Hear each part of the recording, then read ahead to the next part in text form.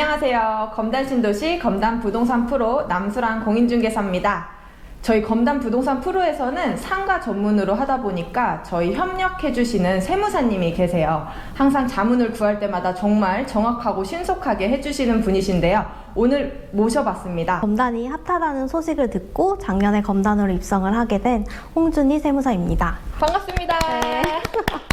부동산 하면은 세금이 빠질 수 없잖아요. 네. 세무에 대해서는 정말 탑이라고 들었어요. 지금은 어느 쪽으로 활동을 하고 계시죠? 저는 주로 네이버에서 활동을 하고 있고 개업한 지는 5년 차 정도 되었습니다. 아, 네이버 그 엑스퍼트 전문가로? 네, 엑스퍼트에서 주로 네. 활동을 하고 있습니다.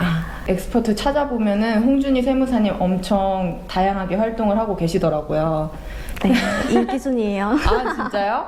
오늘 세무에 관련해서 꿀팁까지 준비해봤어요. 함께 알아볼게요. 상가를 분양받으면서 관련된 세무에 관해 이야기를 좀 부탁드려요. 처음 상가를 분양받으실 때 숫자 등록을 해서 환급 받으시라는 말씀을 들으셨을 거예요. 분양 계약서를 보면 건물분 토지 가액이 적혀 있을 거예요. 거기서 건물분 가액의 10%를 부가가치세로 환급 받으실 수 있습니다. 아, 그러면은 상가를 분양받았을 때 분양가가 있고 부가세가 있잖아요. 네. 그 부가세 부분이 건물분의 부가세를 환급을 받으라, 네. 이 말씀이신 거죠? 네, 맞습니다. 계약금, 중도금, 잔금을 치를 때마다 건물분과 토지분 공급가액과 건물분에 대한 10% 부가가치세를 같이 납부를 해주셨을 거예요. 그때마다 조기 환급을 신고해 주시면 됩니다. 그 조기 환급이라고 말씀을 해주셨는데 네. 먼저 환급을 받는다는 거잖아요. 언제 받을 수 있는 거예요? 환급 신청은 해당 월의 다음 달 25일까지 신고를 해주셔야지 환급이 가능합니다. 그럼 세무사님이 직접 조기 환급 신청을 해주시는 건가요? 신청하시는 경우도 있고 못하시는 분들은 보통 세무사분을 통해서 진행을 하시게 됩니다. 내가 줬다가 다시 받는 그런 번거로움이 있잖아요. 그럼 그쵸. 안 주면 안 돼요? 먼저 부가가치세가 뭔지부터 이해를 하시는 게 중요한데요. 부가가치세란 재화나 용역이 거래되는 모든 단계에서 창출되는 부가가치에 대해서 부과되는 세금입니다. 분양사가 이제 100에 분양을 했다고 하면 구입하는 나는 110을 주고 분양사로부터 구입을 하게 되는 거죠. 그러면 분양사는 나한테 받은 10의 부가가치세를 세무서에 납부를 하게 됩니다. 나는 조기 환급 신고를 이제 세무서에 진행을 하게 되죠. 그러면 세무서에서 내가 분양사에게 줬던 10을 저한테 주게 되는 겁니다. 이렇게 보면은 세수 효과는 0이 되는 거지만 세무서는 100이라는 부가가치가 창출되었다는 정보를 얻게 되는 겁니다. 건물분의 부가세만 우리가 내잖아요. 네네. 그럼 토지에 대해서는 어떻게 되는 거예요? 토지 같은 경우에는 처음부터 부가가치세를 징수를 하지 않습니다. 국민의 주거 안정을 위해서 면세 제화로 규정을 해놓고 있습니다. 부가세 신고되는 날이 딱 있나요? 1월에서 6월분은 7월 25일까지, 7월에서 12월분은 다음해 1월 25일까지 신고 및 납부를 해주셔야 합니다.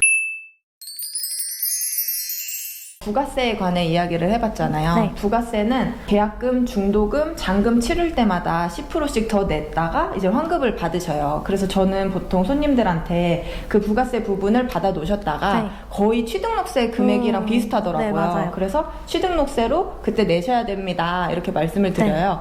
그러면 취등록세는 계산을 어떻게 하는 건가요? 잔금을 치를 때 상가 등기를 하면서 취득세를 납부하게 됩니다. 계산 방법은 되게 간단해요. 취득하신 상가의 취득가액에 취득세율 4%를 곱해서 산출되게 됩니다. 여기에 지방교육세와 농어촌 특별세를 합하면 총 4.6%의 세율로 계산을 해주시면 됩니다. 그럼 간단하게 얘기하면은 분양가의 4.6%를 계산하면 된다라는 네, 거죠. 맞습니다. 근데 보통 보니까 법무사님들이 같이 등기 치면서 같이 해주시더라고요. 그래서 세무사님이 해주시는 경우는 거의 없는 거죠. 네, 거의 없고 상가 잔금을 치르면서 등기를 하실 때 법무사분을 통해서 진행을 해주시면 됩니다. 우리 이제 상가를 매입을 해가지고 부가세도 환급을 받았고요. 그리고 취등록세까지 냈어요. 네. 그럼 이제 갖고 있으면서 내야 되는 세금이 있을까요? 네, 보유세라고 해서 매년 6월 1일 기준으로 내가 보유하고 있는 재산에 대해서 부과되는 재산세가 있습니다. 상가 같은 경우 건물분은 7월에 그리고 토지분은 9월에 납부를 해주셔야 합니다. 그럼 총 2번 내는 거네요? 네. 7월과 9월에? 네. 매도인 입장에서는 그럼 6월 1일 전에 파는 게 더 좋은 거겠어요? 그렇죠. 6월 1일 기준으로 재산이 없는 거니까 재산세가 부과되지 않는 거죠. 이것도 팁 하나 얻어갑니다. 재산세를 어떻게 계산을 하나요? 조금 복잡한데요. 상가의 경우에는 건물과 토지분 각각 시가표준액을 조회한 뒤에 공정시장가액 비율 70%를 곱한 뒤 상가의 건물분과 토지분의 세율을 각각 곱해서 계산을 해주셔야 합니다. 너무 어렵고요. 너무 복잡하다 보니까 저는 그냥 지로 용지가 오면은 그대로 납부해 주시라고 말씀드립니다. 그래요? 표준액을 조회를 하실 수가 있는데요. 네. 건물은 위텍스 홈페이지에서 주소를 검색해서 시가표준액 조회가 가능하고 토지도 마찬가지로 국토교통부의 개별 공시지가 조회 사이트에서 조회가 가능합니다. 이제 저희 손님이 상가를 구하고 임대가 맞춰졌어요.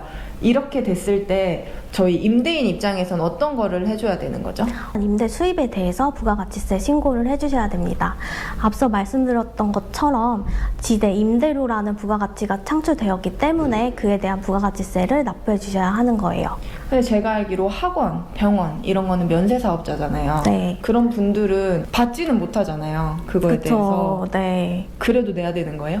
임차인이 면세 간이 사업자인 경우에는 자기가 준 부가가치세 10%를 그대로 돌려받지 못하세요. 그래서 굉장히 억울해 하십니다. 임대인의 입장에서 생각을 해주셔야 돼요. 임대인의 사업자 등록증을 보시면 일반 과세자라고 적어져 있을 거예요. 일반 과세자는 무조건 10% 부가가치세를 납부를 해야 하기 때문에 임대인한테 꼭 부가가치세를 주셔야 합니다. 면세 사업자, 간이 과세자, 임차인 분들은 네. 비용 처리라든지 어떤 처리를 할 수 있는 게 있나요? 종합소득세 신고를 하실 때 자기가 공제받지 못했던 부가가치세까지 포함해서 비용 처리를 하실 수 있습니다. 저희 손님들도 학원을 운영을 하시면서 네. 제가 이거 부가세 받지도 못하는데 항상 말씀을 하시거든요. 네. 그래서 저희도 종합소득세 때 비용 처리로 신고를 하실 수 있다. 네, 이렇게 맞습니다. 말씀을 드리는데 네. 그게 맞네요. 네, 맞아요. 그러면 월세 부분에 부가가치세는 월세 10%만 생각하면 되는 건가요? 간주 임대료라고 해서 임대 보증금을 통장에 보관하게 되면 이제 이자 수익이 발생한다고 봐서 또 다른 부가가치가 창출된다고 봐서 여기에 부가가치세가 또 부과됩니다. 그러면 이제 보증금을 은행에다가 넣었으니 네. 그거에 대한 이자가 발생할 거다라고 간주 임대료라고 네, 맞아요. 생각을 하는 거네요. 요거는 계산 방법이 정해져 있는데요. 임대 보증금의 2.9%라는 이자율을 곱하고 거기에 과세기간 일수를 곱하고 나누기 365를 해서 거기에 10%를 부가가치세로 납부를 하게 됩니다. 임대 보증금 1,000만 원 기준으로 계산을 해보면 간주 임대료에 대한 부가가치세는 14,500원 정도. 네, 그 정도 생각해 주시면 됩니다.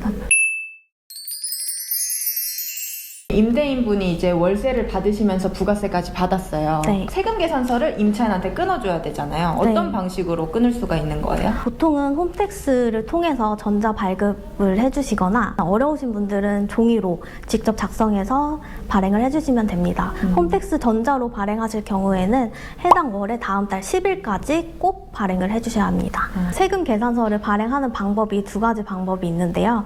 은행에 가셔서 전자 세금 계산서용 공인 인증서를 발행 받으시거나 아니시면 세무서에 방문을 하셔서 그 보안카드를 발행 받으시면 돼요. 그걸로 이제 홈택스에 로그인 하셔서 조회 발급 탭에 들어가셔서 전자 세금 계산서 발급을 해주시면 됩니다. 오, 아주 좋아요. 세금은 피해갈 수가 없는 거네요. 네. 어떻게든 절세는 해주실 수는 있는 거잖아요, 세무사님이. 네, 맞습니다. 그러면 이제 보유세를 알아봤어요. 그 다음에 또 해야 되는 세금이 있나요? 이제 종합소득세 신고를 한 번 더 해주셔야 합니다. 보통은 상가 임대만 하시는 분들도 계시지만 투자 목적으로 하시는 분들은 근로소득이라든지 사업소득, 다른 소득이 있으신 경우가 많아요. 매년 5월 달에 모든 소득을 총체적으로 종합해서 신고를 해주시면 됩니다. 그럼 종합소득세는 어느 정도 금액이 나올 수 있는지 알 수 있나요? 종합소득세 표를 보시면 아시겠지만 누진세율로 되어 있습니다. 그래서 부동산 임대소득 외에 자기가 다른 소득이 있다면 과세표준 구간이 이미 높게 설정이 되어 있으실 거예요. 거기에 임대 수입이 합산되게 되면 세금이 많이 나오시게 됩니다. 대략적으로 우리가 계산할 수 있어요? 예시를 들어주실 수 있나요? 만약에 내가 근로소득자라고 한다면 2월 달에 연말정산을 받아서 과세표준이 이미 산정이 되어 있으실 거예요. 만약에 그 과세표준이 3,300만 원이라고 가정을 해보면 지금 세율이 15%로 설정이 되어 있습니다.